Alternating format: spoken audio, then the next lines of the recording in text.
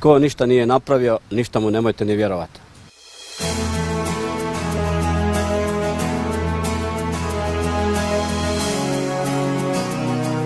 Darinko Dumbović, gradonačelnik Petrinje, dosljedan u svojim stavovima i obećanjima, hrabar u svojim odlukama, čovjek s rezultatima. Kandidat za Hrvatski sabor, gradonačelnik Petrinje Darinko Dumbović, ostvario je iz EU fondova 500 milijuna kuna investicija u projekte. Komunalni standard poboljšan je kroz projekte od 13 milijuna kuna. 22 milijuna kuna uloženo je u sanaciju odlagališta, dok se u energetsku obnovu zgrada, kuća i vrtića ulaže preko 40 milijuna kuna. U kvalitetu vode kroz projekt ultrafiltracije investirano je 6 milijuna kuna. Za projekt odvodnje i magistralnog cjevovoda iz fondova je povučeno 430 milijuna kuna.